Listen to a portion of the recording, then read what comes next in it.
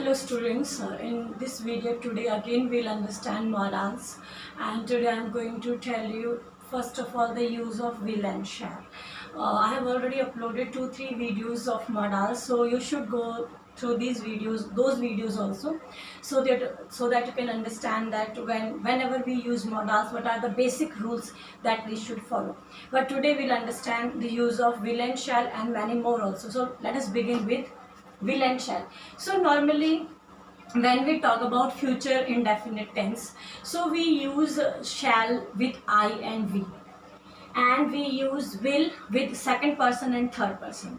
So this we very well know because we know tense and we talk also and we do written also. So whenever we are talking about future activity and we don't know its time, means future indefinite, then and if your subject is I and we, it means first person, then you will use shall and first form of verb.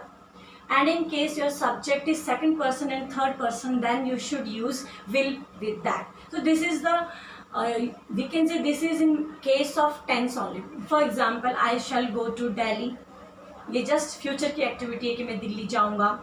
We shall attend marriage party, हम एक marriage party attend करेंगे.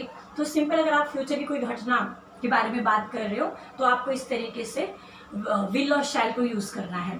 For example, you will be going to Mumbai next week. You will go to Mumbai next week, तुम next week Mumbai जाओगे. She will purchase a new dress for herself, वो अपने लिए एक नई ड्रेस खरीदेगी. तो जैसे ये है फर्स्ट पर्सन के साथ शैल है, थर्ड पर्सन के साथ और सेकंड पर्सन का विल है. लेकिन यही रूल हमारा अपोजिट हो जाता है, यही रूल हमारा उल्टा हो जाता है अगर बात आती है DOT की. DOT क्या होता है? जैसे मैंने यहाँ पे लिखा है DOT का मतलब डिटर्मिनेशन. अगर दृढ़ संकल्प की बात है, अगर ऑर्डर की बात है और अगर थ्रेट की बात है, धमकी की बात है, इसको कहते हैं rule of DOT, determination, order और थ्रेट. तो ये जो हमारा रूल है कि आई और वी के साथ शैल यूज़ करना है, सेकंड और थर्ड के साथ विल यूज़ करना है, ये अपोजिट हो जाएगा.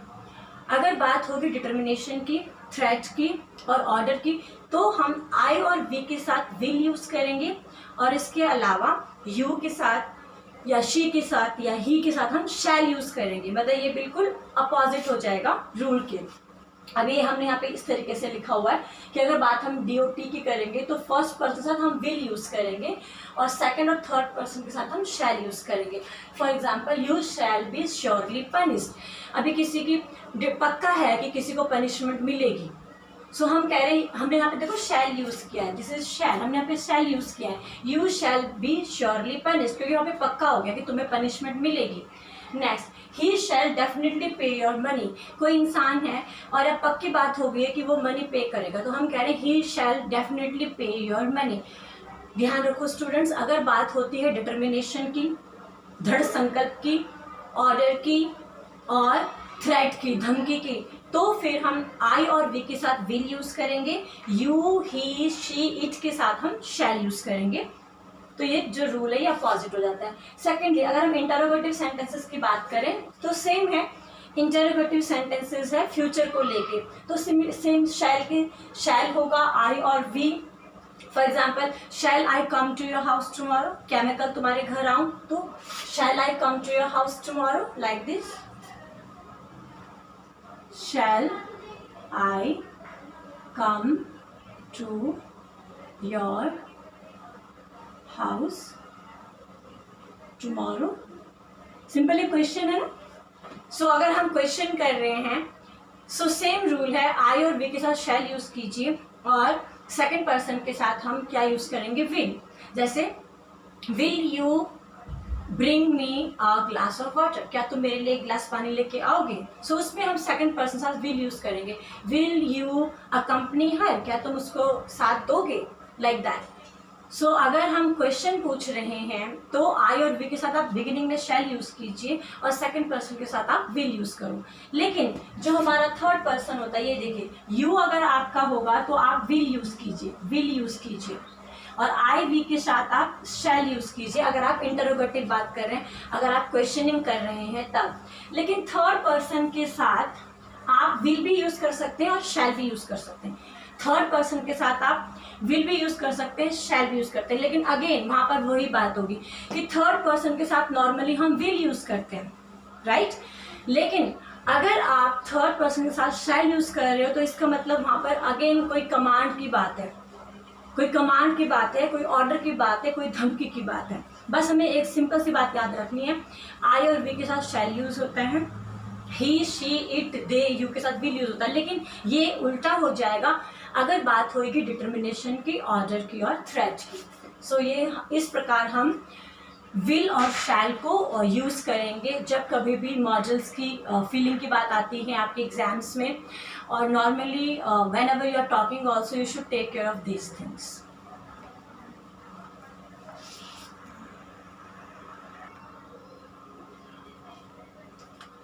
So now students, I am going to tell you when we should use would and should। हम would और should का यूज़ कब करेंगे? अभी फ़िलहाल हम would की बातें कर रहे हैं कि हम would का यूज़ कब करेंगे।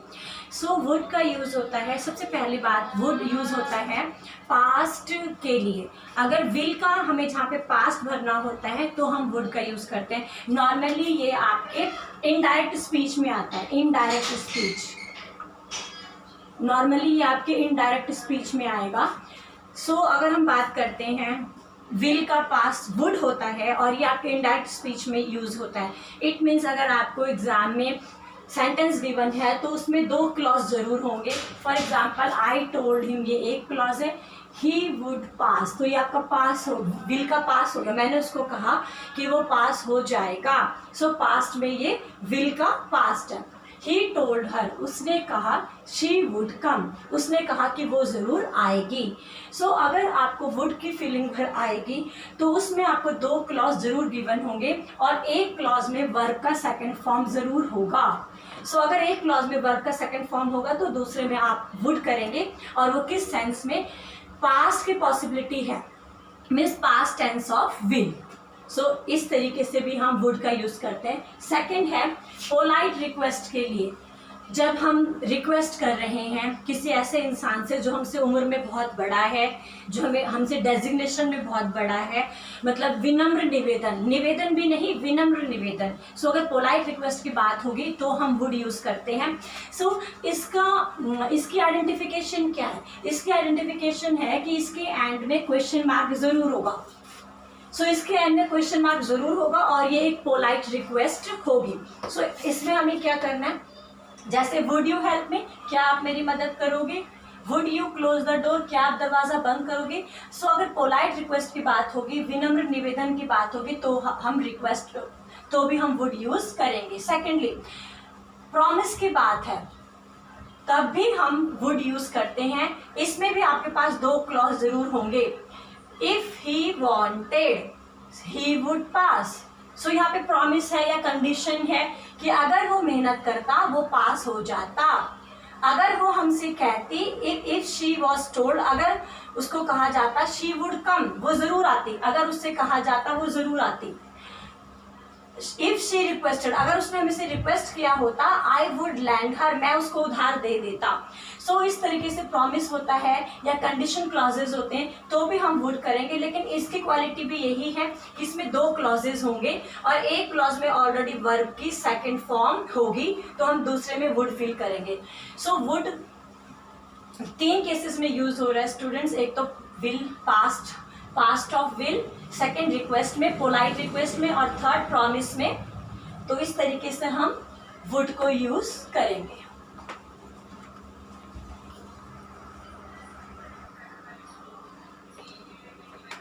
So now students, I will tell you use of should. हम शुड का यूज़ कहाँ करेंगे, और ये बहुत इंपॉर्टेंट भी है, एग्जाम्स में बहुत ज़्यादा क्वेश्चन आता है इसके ऊपर। सो शुड सबसे पहले यूज़ होगा सलाह के लिए। सलाह के लिए जब हम किसी को सलाह देंगे और जहाँ पे सलाह की बात होगी वहाँ पे हम शुड यूज़ करेंगे। जैसे यहाँ पे देखिए, you should write nicely, you should write nicely. हम किसको सलाह दे रहे हैं कि तुम्हें साफ साफ लिखना चाहिए। He should eat healthy food. हम किसी के बारे में बात कर रहे हैं किसी से और हम उसको सलाह दे रहे हैं कि उस इंसान को हेल्दी फूड खाना चाहिए, तो जहाँ पर सलाह की बात होगी, एडवाइस की बात होगी, तो हम शुड यूज़ करेंगे। जैसे ये 2 एग्जाम्पल थे। नेक्स्ट है प्रोबेबिलिटी। प्रोबेबिलिटी का मतलब होती है संभावना। कोई आपसे पूछ रहा है मम्मी कहाँ है, तो आप क्या कहोगे, हो सकता है मम्मी वहाँ पे काम कर रही हो, so mother should be working in the field. Mummy खेतों में काम कर रही है। प्रोबेबिलिटी संभावना है। सो कोई आपसे बोलता है वेयर इज योर ब्रदर, आप बोलोगे ही शुड बी स्लीपिंग, वो अभी सो रहा है। तो संभावना क्या है कि वो अभी सो रहा है अपने कमरे में, इस तरीके से। तो अगर संभावना की बात हो, प्रोबेबिलिटी की बात हो, तो भी हम शुड यूज़ करते हैं। फॉर एग्जाम्पल ये ही शुड बी देयर। कोई इंसान है, कोई हमसे पूछ रहा है, हम उसकी संभावना कर रहे हैं कि वो वहाँ पे हो सकता है, सो ही शुड बी देयर। हम किसी से पूछ रहे हैं, कोई लड़की है वो कहाँ है, तो हम कह रहे हैं she should be sleeping in her room. अभी हो सकता है वो अपने कमरे में सो रही है, तो उसकी संभावना है। तो अगर हम संभावना की बात करें तो भी हम शुड का यूज़ करते हैं। नेक्स्ट है आपका मोरल ऑब्लिगेशन, मतलब नैतिक फर्ज। जैसे गरीबों की मदद करना, बड़ों के पैर छूना, बड़ों का कहना मानना, टीचर्स का कहना मानना, छोटे बच्चों को प्यार करना, अपने देश की इज्जत करना। तो जहाँ हमारा नैतिक फ़र्ज़ होता है वहाँ पर भी हम मोरल ऑब्लिगेशन, जहाँ बात होती है वहाँ पर भी हम शुड का यूज़ करते हैं। नेक्स्ट है आपका पास्ट ऑफ शैल। और शुड वहाँ पे यूज़ होता है जहाँ पे हम शैल की पास्ट टेंस की बात कर रहे हैं। जैसे for example it is here, he told me that I should pass. उसने मुझे कहा कि मैं पास हो जाऊंगी। She told her that we should go there. उसने उसको कहा कि हम सबको वहाँ जाना चाहिए। इसमें भी आपके 2 क्लॉज होंगे, ठीक है, 2 क्लॉज होंगे और एक क्लॉज में आपका वर्ब का सेकंड फॉर्म होगा। ये देखिए, ये भी आपके 2 क्लॉज है, इसमें वर्ब की सेकंड फॉर्म है। सो फिर हमारा जो नेक्स्ट क्लॉज होगा उसमें आप आई और बी के साथ शुड यूज़ करेंगे, तो वहाँ पे वो शैल का पास्ट बनेगा। सो ये हमारे पास 4 कंडीशंस हैं जहाँ पर हम शुड का यूज़ करते हैं। Moral obligation, advice, probability and past of shall. So ये बातों का हम ध्यान रखेंगे और हम इस प्रकार से प्रैक्टिस भी काफ़ी सारी करेंगे, तो हमें ग्रामेटिकली लिखने में और ग्रामेटिकली बोलने में कोई समस्या नहीं आएगी।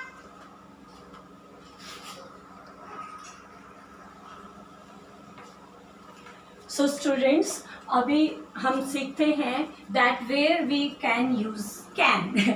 हम कहाँ कैन का प्रयोग कर सकते हैं, अब हम उसको सीखते हैं और समझते हैं। सबसे पहली बात, कैन का यूज़ होता है कैपेबिलिटी में।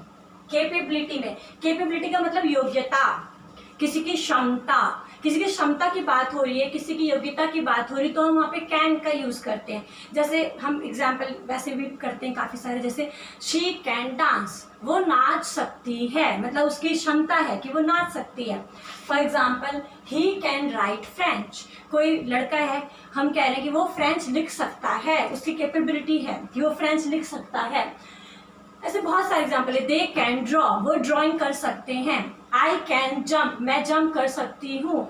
यू कैन राइट जर्मन, तुम जर्मन लिख सकते हो। तो अगर हम किसी की क्षमता की बात करेंगे, योग्यता की बात करेंगे, तो हम वहाँ पे मजाल यूज करेंगे, वो होगा कैन, राइट।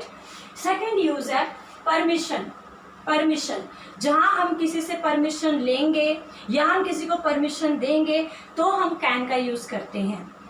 अब ये जो परमिशन है, कैन हम वहाँ पे यूज़ करेंगे जहाँ पे हम परमिशन इनफॉर्मली दे रहे हैं, या जहाँ पर हम बात करते हैं एक ही स्टेटस के लोग आपस में परमिशन दे रहे हैं। जैसे फ्रेंड्स आपस में, कोई कहता है मैं तुम्हारा फ़ोन यूज़ करूँ, तो हम बोलेंगे येस यू कैन, ठीक है। कोई बच्चा मुझसे कहता है मैं आपकी बुक लेके जाऊंगी, तो बोलिए यस यू कैन। सो मान लीजिए आप टीचर्स हैं, आपस में बातें कर रहे हैं, तो किसी को परमिशन देनी है, तो वो मैम क्या यूज़ करेगी। कोई मैम कहती है मैम मैं आपका रेड पेन यूज़ करूं, तो मैम कहेगी यस यू कैन।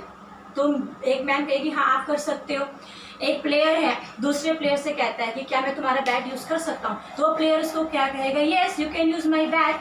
सो जहाँ पर इनफॉर्मल परमिशन की बात हो रही है और वो आपस में उन लोगों का जो दर्जा होता है वो एक जैसा होता है, तो वहाँ पे हम कैन यूज़ करेंगे।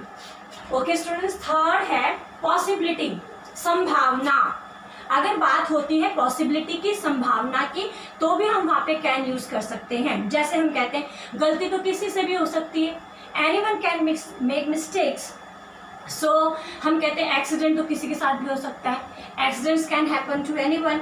सो संभावना, ठीक है, हम गाड़ी में निकल रहे हैं तो एक्सीडेंट हो सकता है, कोई भी चीज़, तो जहाँ संभावना होती है वहाँ पर भी हम कैन का यूज़ करते हैं। सो कैन के यूज़ करने के लिए आपके पास 3 कंडीशंस होती हैं, 3 शर्त है, 3 तरीके हैं। एक है आपकी कैपेसिटी, कैपेबिलिटी, जिसको आप हिंदी में कहोगे क्षमता या योग्यता। दूसरा है आपका परमिशन, लेकिन वो परमिशन कैसा होगा, वो इनफॉर्मल होगा, दोस्तों के बीच में होगा, फ्रेंड्स के बीच में होगा।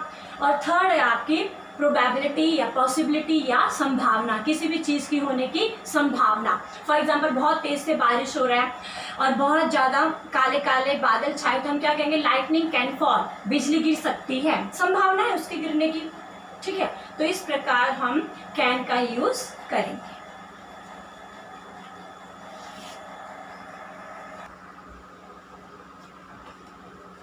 So students, now I am going to tell you about the use of could, that in which circumstances we can use could। हम could किन किन conditions में use कर सकते हैं। सबसे पहली बात, could को हम use करते हैं can के past के sense में, लेकिन इसके लिए बहुत बड़ी बात यह है कि इस सेंटेंस में 2 क्लॉजेस होंगे, और जो एक क्लॉज है वो ऑलरेडी पास्ट टेंस में होगा, तो हमारा दूसरा जो क्लॉज होगा उसमें हम कुड फिल करेंगे। मतलब कैन के पास्ट के सेंस में भी हम कुड का यूज करते हैं। ये देखिए, ये रहा past of can, I told I could solve it, I told I could solve it, मैंने कहा कि मैं उसको सॉल्व कर सकता था। तो जैसे मैंने आपको बताया, इसमें 2 क्लॉज होंगे, आई टोल्ड एक क्लॉज है, आई कुड सॉल्व दैट दूसरा क्लॉज है। तो अगर ये हमारा वर्ब का सेकंड फॉर्म है तो दूसरे में हमारी पास्ट का हम कैन पास्ट में हम भरेंगे, कैन का पास्ट भरेंगे कुड। देखिए, whenever you liked, whenever you liked, यहाँ पे वर्ब की सेकंड फॉर्म है, liked मतलब वर्ब की सेकंड फॉर्म है, तो यहाँ पे हम कैन का पास्ट भरेंगे। You could come to my house, तुम मेरे घर आ सकते थे जब कभी भी तुम चाहते, जब कभी भी तुम चाहते तुम मेरे घर आ सकते थे। सो ये बहुत बड़ी बात यहाँ पे जो हमें ध्यान में रखना है स्टूडेंट्स, वो ये है कि अगर पास्ट हमें भरना है कैन का, तो वहाँ पे 2 क्लॉजेज होंगे।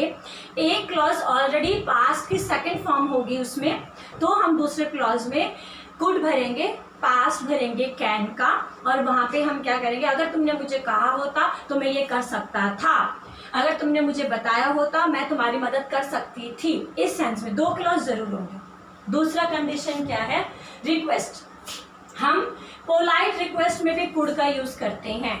अब हम लोग पोलाइट रिक्वेस्ट में कुड का यूज़ भी कर सकते हैं और हम वुड का भी यूज़ कर सकते हैं, तो आपको कंफ्यूज होने की ज़रूरत नहीं है। लेकिन आपको एग्ज़ाम में दोनों ऑप्शन नहीं मिलेगा, आपको एग्ज़ाम में अगर ऑप्शंस मिलेंगे तो या वहाँ पे कुड होगा या वुड होगा। लेकिन मान लीजिए आप लोगों के पास ऑप्शंस नहीं है, तो आप कुड या वुड दोनों में से कोई भी भर सकते हैं। अगर हम पोलाइट रिक्वेस्ट की बात कर रहे हैं, अगर हम बात करते हैं रिक्वेस्ट की, so could you tell me the time, और जैसे हमने कहा इसकी फॉर्मेट सेम होगी। जब हमने इससे पहले मैंने आपको वुड के बारे में बताया तो भी ये कहा था कि वुड का यूज़ भी पोलाइट रिक्वेस्ट के सेंस में होता है, लेकिन उसका स्ट्रक्चर क्या होगा, एंड में क्वेश्चन मार्क होगा। सो कुड में भी यही है, एंड में क्वेश्चन मार्क जरूर है। ये देखिए, एंड में क्वेश्चन मार्क है। Could you tell me the time, कृपया करके आप मुझे समय बता सकते हैं। Could you give me your pen, क्या आप मुझे अपना पेन दे सकते हैं। यहाँ पे कुड भी हो सकता है और यहाँ पे वुड भी हो सकता है, लेकिन इसका स्ट्रक्चर क्या है आपको ध्यान रखना पड़ेगा। सेंटेंस के एंड में क्वेश्चन मार्क जरूर जरूर जरूर होगा, ठीक है बच्चों।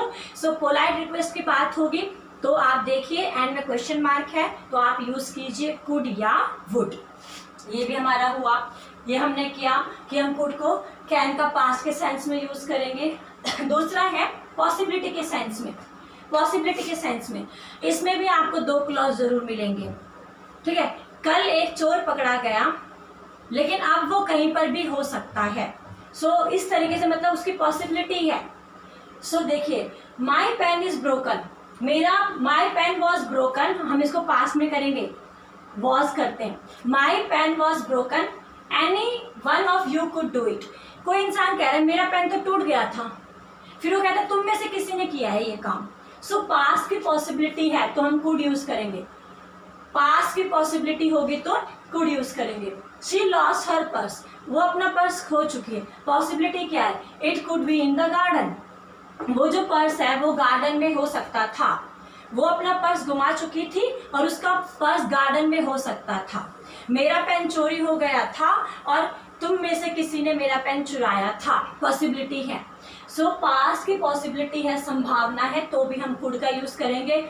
इसमें भी आपके दो क्लॉज जरूर होंगे और एक क्लॉज पास्ट इंडेफिनिट होगा, तभी हम दूसरे में कुड भरेंगे। लास्ट है आपका कंडीशन, जिसको हम कहते हैं शर्त। कंडीशन की बात है, शर्त की बात है, तो भी हम कुड का यूज करते हैं। जैसे इफ आई ट्राइड, अगर मैंने कोशिश की होती, आई कुड ओपन इट, मैं इसको खोल चुका होता। अगर मैंने कोशिश की होती तो मैं इसको खोल सकता था। तो ये कंडीशन क्लॉजेज होते हैं। यहाँ पे हम कहते हैं कि कंडीशन होती है या यहाँ पे शर्त रखी होती है। इफ आई हैड मनी, अगर मेरे पास पैसा होता तो मैं इतना बड़ा बंगला खरीद सकता था। So if I had money I could by this palace, मैं इतना बड़ा बंगला खरीद सकता था। तो ये कंडीशनल क्लॉजेज होते हैं।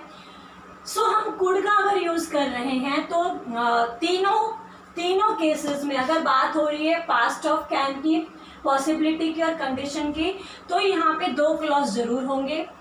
एक क्लॉज पास्ट इंडेफिनिट होगा तो दूसरा क्लॉज में हम कुड यूज करेंगे।